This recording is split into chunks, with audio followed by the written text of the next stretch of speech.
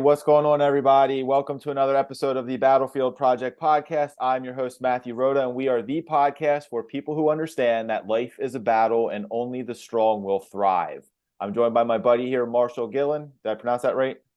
That is right, man. Spot on. Beautiful. Who I'm going to introduce in a minute. But before I do, as always, if you're watching this episode now or in the future and you get any value out of it, please share this with friends and family. The entire intent and purpose of this podcast is to shine a light on our guests, for them to share stories of battles that they have fought their way through, because I want everybody out there to know that every single human being on this earth has battles, challenges, scars that they've had to fight their way through in life. Nobody has the red carpet laid out in front of them. The difference between the happy, successful people and the people who are struggling in life, the happy, successful people are ready, willing, and able to fight their way through those battles to come out stronger on the other side. So that's what this is about. So if any part of Marshall's story resonates with you, please share it with somebody. We just want to create a massive positive ripple effect in the universe. So appreciate that help.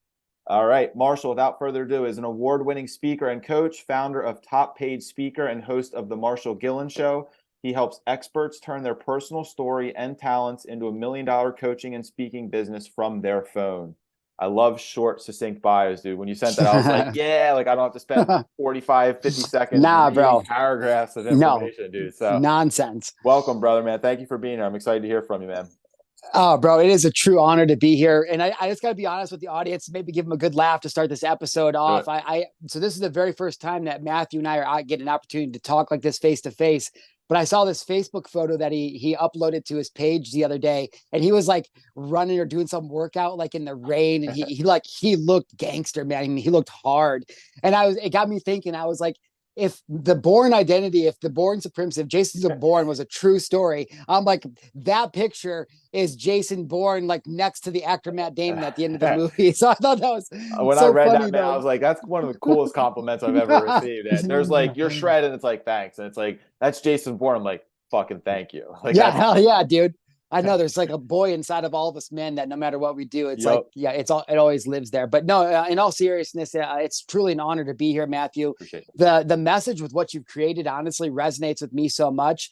To the audience that doesn't know, Matthew read a little bit about the bio, but literally, like, I'm just a former college dropout. Literally, I dropped out 5 times. I got it wrong so many times I couldn't figure it out. I was like a severe drug addict, violence, like homelessness, all of the terrible stuff. And I was able to turn my life around, and I've lived this message that I share now. Your mess is your message, because I have a whole background and a whole story, and not to take away from my story or anybody's story, because your story matters. And I know that's what this podcast is about. I know that's what you guys are doing with how you're working with the youth, how you're working with men, is really helping us all understand that mess inside of us can become a message, and you can use that for power, for purpose.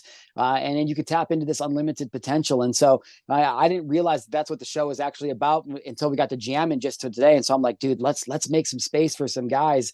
Let's make some space for some people to change. So that's a little bit about me, but I love to pour into the audience. I love when people get some feedback, man. And you were telling me before we got this whole thing started that, typically it's been people coming on, just talking. You haven't really had an opportunity to go back and forth with each other. So I'm going to take that opportunity today, because I got like a million questions about what you're building, dude. And I know your audience does too, man. So just forgive me. And to the audience, like, this is just me. I'm a coach myself, and I have so many questions about what you're doing, dude. And so you said you were starting, what's the thing with the youth? Battlefield next generation. So like next gen, like, so Battlefield's like the grown-up thing, and then correct. Yeah, Battlefield Alliance Battlefield is the brand, like the umbrella brand, and then under that is Battlefield Alliance, which is like the networking mastermind for adults, business owners, leaders, entrepreneurs. And now we're going to kind of, sooner than later, but still talks with my other partners, kind of a spinoff for Battlefield Next Gen, which serves the audience who's not established yet, but is like on their way once that help needs that push. Dude, let's go. And I just want to pause for the audience. I hope that everybody that's listening understands the significance of what you're saying. So I don't know you, Matthew, but did you always know that you were going to be a coach and a leader, and that you were going to eventually lead children? Like, did you know that you were always going to be that dude? I love the question, man. This is so much more fun. Like, I love being on podcasts. And like, this is like, I want a podcast all of a sudden. Yes and no. So yes, I've since I've been 16, similar probably as you, like heavy drug use, lost my way. And I would say from 16 to 33, let's call it, I was just down the wrong path, lacked purpose, Literally lacked same. vision. Yeah, man. Like had a ton of potential, saw the potential that I had, just couldn't put my finger on it, couldn't get myself right. So Right. when I finally did, I love helping business owners, which is why we've got a marketing company. I love helping adults figure stuff out. But I've always said, man, that if I could get in front of kids at that age, instead of them going left, I help them go right. Let's Man, like how go. impactful can it be? So Let's go. I've had a vision for this for many, many, many years, and Right. now it's just finally coming to fruition. I love what you admitted though, right? From 16 to 33, basically I was a shit show, right? And I literally same ages for Marshall Gillen too. Like Yeah. from 16, I'm driving around in my car, nowhere, Illinois, growing up on a farm, drinking Busch Light while I'm driving. Because I know now as an adult, like I just wanted some significance and validation. And if people saw me driving around drinking in a car at 16, you just got your license. Ooh, Marshall. Yeah. Yep. Ooh, Tough guy, And cool then guy. Yep. yeah. And then that intensified with my anger and pain and hurt and trauma over adulthood, right? And so I just wanted you to highlight that. Again, I don't even have to know you to understand that, like, Matthew didn't grow up knowing like, oh, Battlefield Alliance. That's what I like. No, dude. And so to all of you listening out there who are going through a battle right now, I just want you to know that it is possible. And Matthew is living, breathing proof that it's possible to change your life from where you're at to where you want to be. Yep. And that's literally all I've done with my entire life, dude. Like, not to give my whole story, because I actually have another question for you, but like for the listeners who don't know who Marshall Gillen is, I grew up in the middle of nowhere. My father threw my mother through the front door when I was 2. He was a severe alcoholic and walked out of our life. And that was really the last time that I really spent a whole lot of time with them until later in life. My mom got remarried at the age of when I was 4, and we moved out to a farm, but my stepdad was a monster. And I spent most of my time with him. And so he was usually telling me how worthless I am, or, how I'm such a big piece of crap, or I'm going to be another worthless Mexican like my dad. And like just this terrible, hateful stuff. And no matter what I did, I could never get his approval. I could never get him to love me or say he was proud of me. And I know a lot of men, right? Women too, but a lot of men can resonate with that. And it's like you become so ingrained to try to go perform, because your performance then becomes tied to your self-worth, like what you value yourself at, because that's how you get recognition as a man in Western society. And so it's like, that was my life. But at the age of 18, when I had got done every award, every homecoming king, class president, everything you could do, I did. And none of the dads in my life showed up, cared, wanted to play catch, nothing. So I didn't know then, Matthew, obviously, but I know now at 18, I dropped out of college the first time, had a full academic ride. And that's when I really got into drug use and literally being a drug dealer, right? I've always been in high ticket sales, like just not like the good ones, you know what I'm saying? Legal, illegal. And so, right. And then, to fast forward through all that trauma, finally at the age of 23, I attempted my life in an apartment out in San Diego all by myself, 2,100 miles from home. And as I was going out, I had regret. I couldn't reverse I tried to OD, and I couldn't reverse what I tried to do. And I was freaking out. I was terrified as I was slipping away. Thank God I woke up the next day, but my trauma put me further into trauma, because what I told myself immediately was, oh, you're even too worthless to kill yourself. Now, again, I'm just sharing this story, not because woe is Marshall or that I'm cool, but I want the listeners to understand that there is somewhere in your life, there's something deep and dark, and I'm not going to pretend like I know what it is. And I'm not even going to pretend that I can empathize. Maybe it's way worse than anything I can imagine. I'm not here to compare people's, like trauma. But what I'm saying is, as a man and as a leader, I didn't understand that, at the time. And so I went even further into trauma and addiction and anger. And I actually got this terrible tattoo. It says, live fast, die fun, because I was like, I didn't want to live anymore, but I didn't want to die. I didn't want to kill myself, but I didn't want to live. And so Matthew, I met a best friend of mine. His name's Dustin, and he's about 4 years younger than me. And he was the first dude that ever started to be like open with me. So in this time of use, there was this guy I didn't really know who was being vulnerable, and he was sharing like his feelings and stuff. And growing up on a farm in Illinois, like I didn't really learn that in 1984, And so it's like Dustin's like making me be vulnerable, but I don't ever tell him about my attempted suicide. Like I don't tell him about any of my struggles. I'm keeping it tight, like all men do, battling, suffering in silence, all these years. Battling these battles in my head and not opening up, not talking to anybody, not sharing the story, nothing. And so fast forward a few years, and Dustin's living in Nebraska. I'm still out in San Diego. And Dustin was, he's going down a hard road, dude. And he'd been using, and he's struggling, and he called me up crying all the time. And I didn't know how to help him because I couldn't help myself. And finally in 2014 in February, he gives me a call and I ignore it. I send it to voicemail, and Dustin, I listened to the voicemail, and he's like, "Hey, it's Dustin. He's crying. Give me a call when you can, man. I need your help right late." And I'm thinking to myself, Matthew, okay, I'll call him tomorrow. And then tomorrow I was like, I'll call him this weekend. And then the weekend was like, I'm really going to call him soon, I promise. And then I got a call from his sister about a month and a half later at 4:30 in the morning. And it was a message to tell me that Dustin had taken his life. And that was the moment when my life changed forever. And so the reason I share this story with the listener, and so we can create context about how important it is to battle whatever it is that you've created and why I believe in it, it's because I know what it's like to be the dude that is in the moment when you decide to take your life, like you actually do it. Thank God it didn't happen to me, because I had instant regret the moment I did. But I also know what it's like to now have had a chance to be there for somebody who was also in that moment and have let it pass by.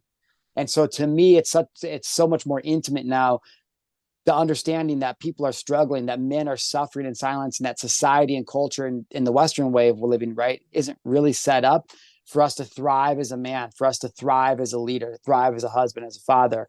And so I'm curious to you, Matthew, after all that, like, why did you build Battlefield Alliance? Like, where did this even come from? Like, how important is the message to you? Like, how does it relate back with you? Yeah, Matt.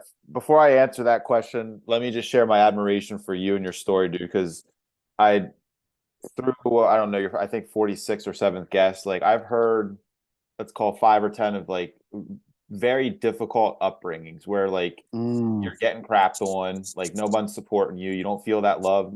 Like hearing that, like it breaks my heart because I didn't grow up in that situation. I grew up with 2 loving parents, 2 older sisters, younger brother, average middle class.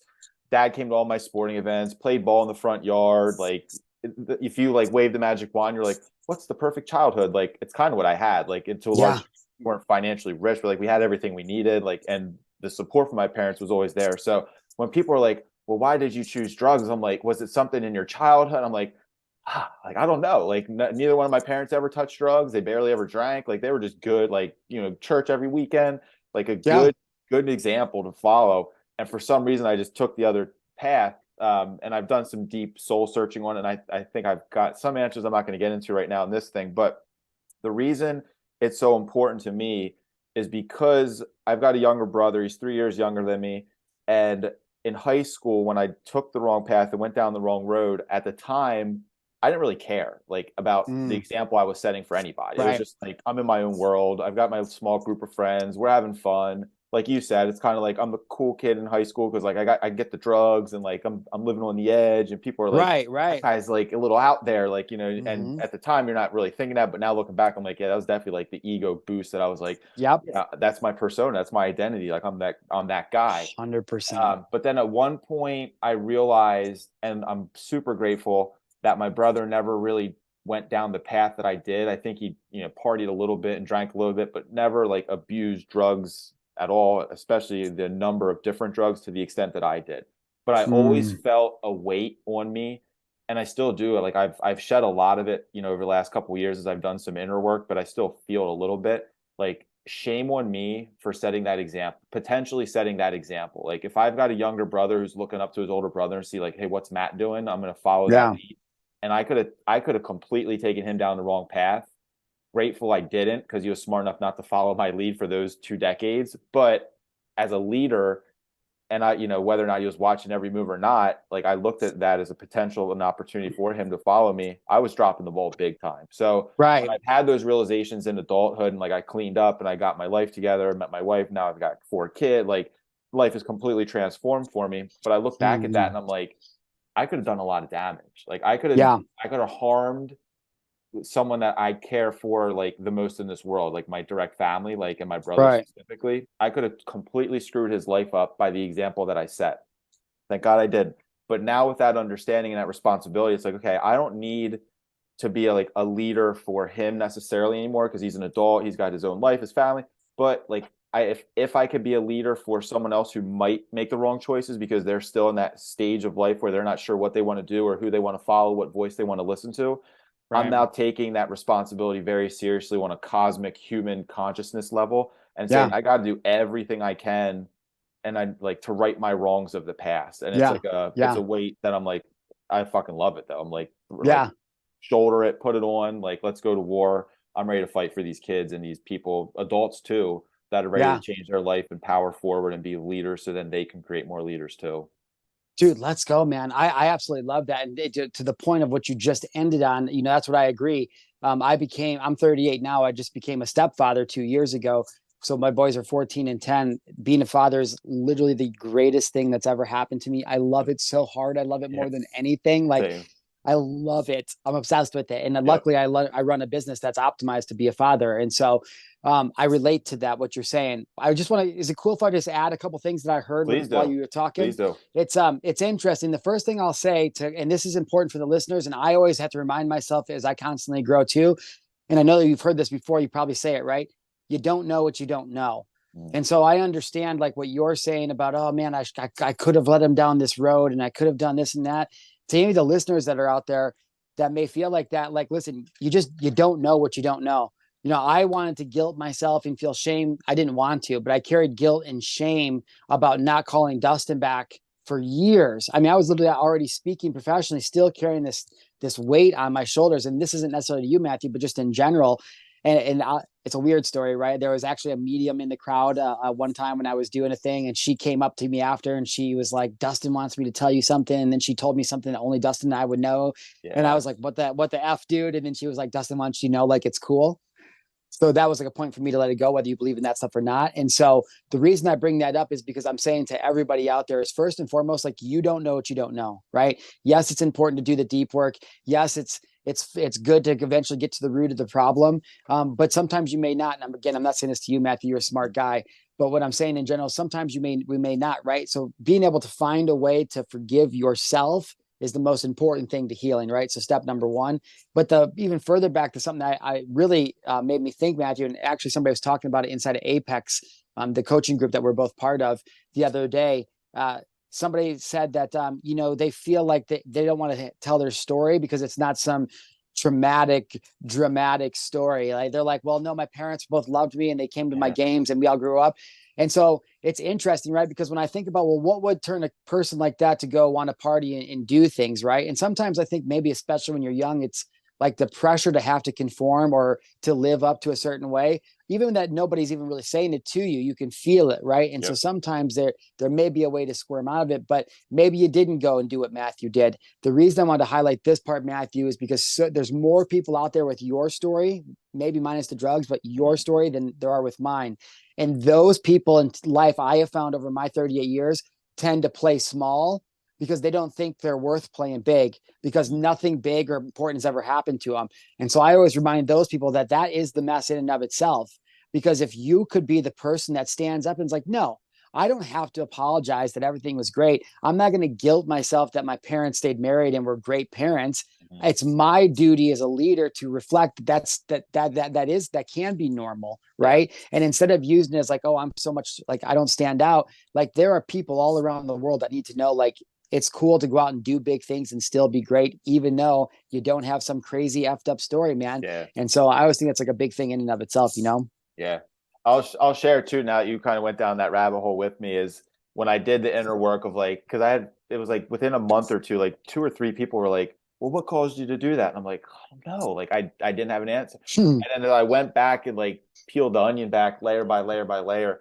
When I was in grade school, I was like the all-star athlete, basketball, baseball, team captain. I was a star. My parents were always there. Everybody was, your son's so good. Like, I was like, the spotlight was on me. I loved it. I Yep. lived for it. Then I get to high school and all of a sudden it's, the all-star athlete from this school, all-star athletes from this school. So I'm now one all-star amongst many all-stars. And in grade school, I didn't have to try. Like, I was just naturally gifted to be really good at stuff like that. And then all of a sudden in high school, it was like, okay, if I want to still be the best of the best, like, I'm gonna have to work my ass off. And I, like, at the time, I just wasn't wired that way. So it was kind of like, hey, I don't want to. And all of a sudden, like, instead of the spotlights on me for the right reasons, it was like, now the spotlight's going on to these other superstars who are working super hard and are outperforming me. And I kind of like withdrew and got into like the shadows a little bit. And then it was just like, okay, this is easier than trying to compete with them. So I'm just going to go in this. And then I was this, if lack of a better way of putting it, like, the spotlight was on me inside my drug group friend, because I was like the guy for the drugs. I was the guy with the car. I was the guy the girls were talking, like, so now I had the spotlight just for all the wrong reasons. So, and that still felt good though, because it was like, I need that spotlight, because like growing up, I thrived with that with my parents and my upbringing in sports. That's gone. and now I'm getting it from like the wrong influences and the wrong places, but it's at least Yeah. it's still a spotlight. So I think that Dude. was a realization that I had, was like, why did I choose it? That summarizes it pretty well. Bro, that is the perfect. First off, your and I stories are so so freaking relatable. It's eerie, but that I've never thought about like that. But you're exactly right, and that is the perfect way to highlight it. Like, you just literally made me a better speaker and trainer just from this episode for the rest of my life, just with that one little thing, because it helps me communicate it better. Because that is exactly the same thing for me, right? I had a spotlight of all the things you said. But my senior year, I was like one of the best football players in our on our team. Like, I was the shit, right? But we got this new coach in our senior year, and for whatever reason, he didn't like my mom, who was kind of like, she was the CEO of a bank, and they kind of, my mom, I was actually leading I started a anti-bullying campaign in my school back in the day called Blind, Building Lasting Impressions That Never Die. And so my senior year, the leading up to it, I planned a multi-school retreat for all these kids to come, but I was going to miss freaking football practice one of the days. And the coach is like, if you don't come to practice, you're getting kicked off the team. So my mom called him up. She's like, I don't know who you are, blah, blah, blah, blah. Anyways, he sat me for the entire year, like best player on the team. He sat me, didn't play at all. The whole town didn't know what was going on. Nobody understood, never got a clear answer, but that's exact. Like, I never until this interview understood that was the trigger, right? It was like, that was my identity. And without that spotlight, I chose to go find it another way. Like, damn, that blows my mind. And dude, man, even your story, you're telling that, dude, like that granular level of it, that's like, it is eerie, because freshman year we had a coach that liked me, that came from like the grade school that I was in. Sophomore year, a new coach came in and knew that I was starting to hang out with the wrong crowd a little bit, and immediately was just like, not happening. Like, he made an example out of me. It was just like, you're sitting, like, I don't care if you're the stud from the last year growing up, like, you're sitting, like, my team captain is not going to be hanging out and like smoking weed on the weekend. So it was, and to me that was like a big fuck you, because I was like, still talent wise, I was like, I'm certainly talented enough to start and like to still be a star, but because of my choices outside of this, now I'm getting punished. It was just like a double middle fingers up, and was like, well, then I'm going definitely down this route, because I don't resonate at all. So yeah, it was definitely a new coach, new psyche, new identity, and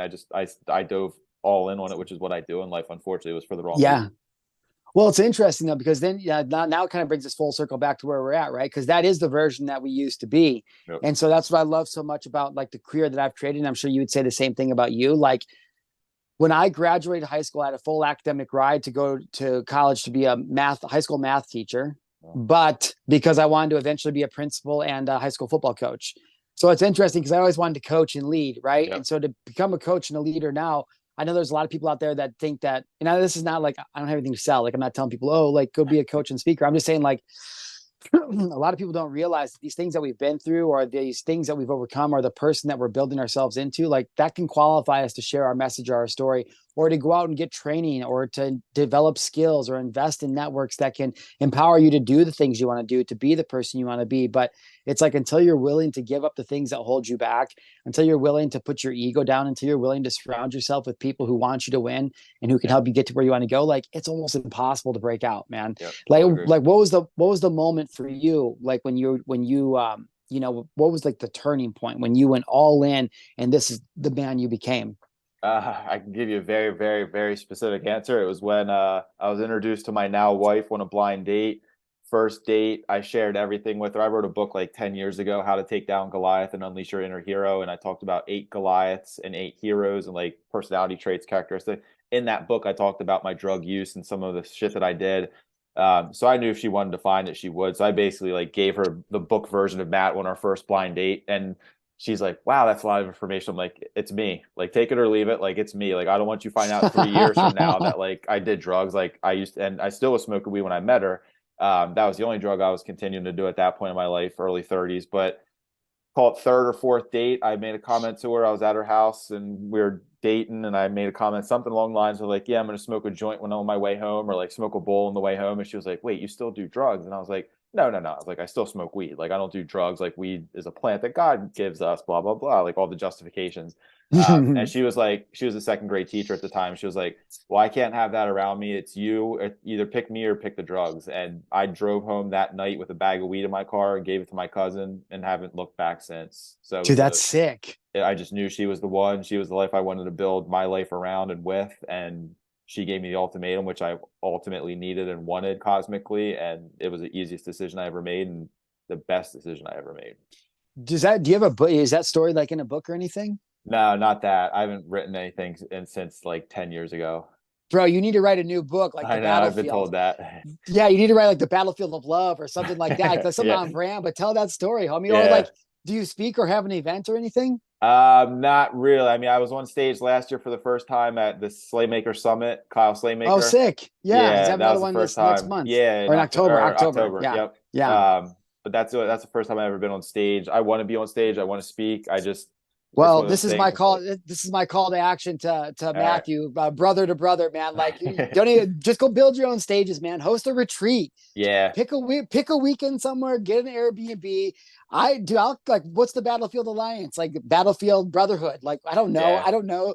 Like do something. Go tell Yeah. that story. I think Yeah. that's very interesting. There's so much power in that specific one, especially as it applies to men, right? Because as you and I being older now, and you're a husband and engaged, father, but it's like we know now that a lot of the troubles that men and women are relationally have at home, because it comes from the man not showing up in the way that he said he would. Yep. And a lot of times they don't even recognize that. So what the man feels is like the woman's always nagging, or she doesn't understand, or this or that. And the way he feels is he does everything. I'm here and I'm doing all this Never stuff. good enough. And never good enough. And it's like, in reality, you're literally not listening. And this is me forever. And still now to this day, sometimes as a man, like Yep. my fiance will be triggered by me in something, and we'll work through it always. But it's like, wait a second, how is that possible? And then when I stop and we communicate, I'm like, Yeah. oh, I get totally how I was making it. And so I think that story that you just shared alone, like there's so much power in to be able to help men understand, like, okay, let me put down the ego for a second. Let me take a step back. Yeah. And how do I create empathy for my partner and see things from her point of view? So I love that, man. Appreciate it, bro. Yeah. I always say she's an angel from above. She's for sure changed my life all for the better. And the last 5, 6, 7 years has been a dream come true for me. Drew, let's go, man. What a blessing. Hey, man, Yeah. it's like same thing for me. It's only been 2 years, but I feel like when you find yourself as a man and you align with whatever the God is of your spirituality, I believe in God. So it's like when you find yourself as a man and you're able to like become aware of your shit and then handle your shit, Yep. and then show up as a man and a leader, and you can be willing to go first or to accept the blame even when you're not wrong, and you can be that person, man. It changes everything. I think you're a perfect living, breathing example of that, man. It's been an honor to connect with you on this podcast today. Likewise, man. I'm enjoying it. We're about 30 minutes in here. Anything else you want to talk about, man? I feel like I've been doing a lot of talking. Any messages you want to share with the crowd before we go? No, man, this is what I do. I just want everybody to understand that whatever the life is that you think you want to live, it's possible. Yeah. In my bio, you were mentioning how I help. In my bio, I wrote that you read, right? Yep. I talk about like how people are making money from their phones. I've been talking about this since 2016. I have niched down to specifically helping speakers because that's like, I love speaking, and with my story, with Dustin and I's story, like I was built for that. But the overall message is, I just like, if you're listening to this podcast, there's a reason. Either you're already an entrepreneur, or you're somebody who's in a 9 to 5 and you've really been like kind of wanting to start doing your own thing, but you're scared to go out there. You make good money, but you feel like no joy for life. Right. Mm-hmm. And so, or you're thriving and you're here supporting Matthew and I, which is awesome. What's up? Shout out to you too. Right. One appreciate of the 3 as well. Yeah. Right. But either way though, it's like, I want everybody to understand that the social media thing, which is continuing just to get bigger and bigger and bigger, right? Like it's not a game. And having this mobile phone in your pocket, it's like, it's no joke. You can literally make 7 figures from your telephone if you understand the skills and how to use it. Like, again, I'm not here to sell anything. I'm just telling people that are listening to this podcast, like if you're looking for freedom and wealth so you can become the man that you want, like that we're sitting here talking about us being, you know what I'm saying? Like if you want to be that type of man, it's like, you got to be able to invest in these skills that can help you. It's so simple. Use your social media and the mobile phone. Go out and build a brand. Get really good at the one thing that you're so good at right now. You can teach a class at, like learn how to do that. What is your mission statement in life? How does that story that you've overcome apply to that mission? And how does that mission apply to what it is that you're going to do to, solve something in the world and then go to work? And so I just, I think the story is cool, man. I like what you've built. I'm ready for next generation. I want to see how you do that because I secretly want to work with kids super, super bad. And I'm up here in Montana, and the more I'm around my boys and their friends, and they're all their friends getting to know me now, because you're going to practices and you're watching all the other boys grow up with the kids or the girls, and it's like a big family. And so I'm excited for that journey to witness, man, because I'm going to be like modeling the hell out of whatever it is you're doing. I'm like, how are you doing that over there? I'm about to do that out here, right. bro. We'll have like subsidiary groups. We'll copy paste it and put it into Minnesota too, dude. Yeah, man, I agree with everything you said, man. And we're gonna work together at some point in the future for sure.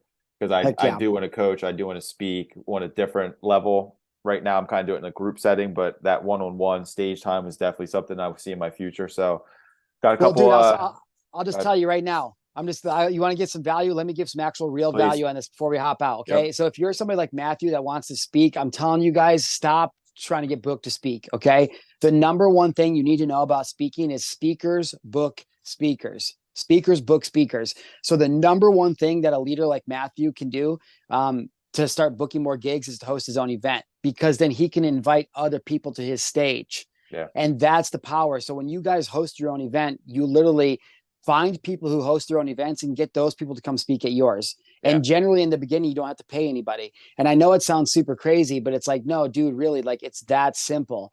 And the beauty of it is that you can move away from selling your products and services one-to-one via phone calls to selling one-to-many. Like I just host workshops, and then people come to the workshops. I give them everything I want, and then I make an invitation if they want us to help them implement it. And so the biggest thing I'll say to you, Matthew, and anybody else, like if you want to coach, speak, and write, dude, like it's so simple as long as you show up and do it. Virtual events absolutely slay. Anything virtual, like pick a date 30 to 45 days from now and host a virtual event. It could be a one-day workshop. You could host it inside of a Facebook group. You could do it for free. You can sell it for $7, whatever. Teach a workshop on whatever you know, and at the end, make an offer to the people. All I know about coaching right now, and coaching and events specifically, is that people want connection more than anything. They want that right now more than anything. They don't want another year-long coaching program. They don't want to buy a course. They don't want to sit in an audience and listen to a bunch of motivational speakers talk at them. Yeah. They want to travel to events. They want to connect. They want to be engaged. They want to implement, and they want to leave with a solution now. And the people that in this industry that can bring it to people through public speaking and events that can deliver their message and their coaching products, dude, you can make 6 figures a month. And so my biggest thing to you, Matthew, just friend to friend, is I'm like, bro, go host an event, go do it. That's how you build legacy, right? It's connecting people, getting them in groups. Send an invoice, man. I'll pay you for your time and your expertise here. That was super valuable, right? Man. Thank you. No, that's just a little bit. Man. Appreciate all the insights, because I follow you on social media for sure. I hear the message, but it hits a little different, like here, face to face. Where are you at right now? Where do you live? Lancaster, PA, Central PA. Okay. Oh, cool. I don't know, and I don't know Pennsylvania that well, so forgive me. The first place that comes to mind when I think of hosting retreats up there is the Catskills, right? So let's just say that. Well, actually, what's a place, a destination, like outdoorsy area, like in Pennsylvania, that people would host a retreat? There's Hershey. Like Hershey Park is really close to us, like Hershey, PA. Okay. There's a bunch of spots I could find. Sure. Let's just say Hershey, right? And so whatever it is that Matthew, and I just want to lay it out to how easy it is. And I'm not insulting you. I know you're really smart. I know you know how to do this, but this is just for everybody, right? Like, let's say that you're a coach or like Matthew, and you are focused on men. Well, what are some of the things that Matthew does every day to make himself the best? I don't know. If you're asking Marshal Gillen, I work out. I eat a certain way. I get my bare feet on the ground because I'm a weirdo. I get sun on my body. I get in the cold water. I do a sauna every day. Like, I've been doing this for years at this point. And so I'm actually going to be hosting the men's retreat in July. And so I'm not here to talk about that. But what I'm saying is that these are things I'm going to do. Men are going to fly out to, let me back up. So if I was Matthew, what I would do is I would go down to Airbnb and I would find a place that is great to host a retreat, 10 to 15 men, right? And I would find that location. I would find the perfect spot and what I'm going to do for 3 days with them. And then what I would do is I would screenshot those Airbnb photos, and then I would write a post on social media announcing my men's event, and I would post those as the retreat space, and I would write what we're going to do, and I would pin that to the top of my post. And for the next 2 or 3 months, all the times I'm making content, and every time I'm driving people somewhere, I'm driving traffic to that event, because people will fall off and you'll be able to sell people into your programs as you're promoting your event. But the thing of it is I can create a high value situation and get men to that event. I can sell a high ticket offer at that event, which is how I've made a living. But that's the best way to make transformation, is getting people in the room, letting them feel the energy. And so it's not as much as like about taking people's money, but how do we create the greatest impact? And then what is the exchange for that energetically? So if I'm Matt, I'm looking at Hershey, PA. I'm going to find a a cool spot that would be badass to host a retreat. I'm going to have like 12 spots for men. I'm going to charge anywhere between $2,000 and $5,000 depending on what I'm doing. They're going to fly in on Thursday night. We're going to be together Friday and Saturday, and they're going to fly out Sunday morning. So I need an Airbnb for this many days, right? So let's say the Airbnb is $700 a night. Awesome. Let's go promote it. Let's go sell a few spots. As soon as I get it, I'm going to go get the Airbnb reserved, get it locked in, keep selling the spots and pay for everything as I go. It's literally that simple. You just got to be willing to go sell it and do the work. But Matthew's already doing it. Okay. Matthew gets 10 people out there at $2,500 a pop. He just made $25,000 on the front end. And if he has a program in the back end that he can invite them all to at the end of it, well, you guys can see how all of a sudden you can make 6 figures per event. And that's all my message ever is to people that are in the business world. I'm like, dude, just go. You have a phone and social media, right? You don't need a funnel.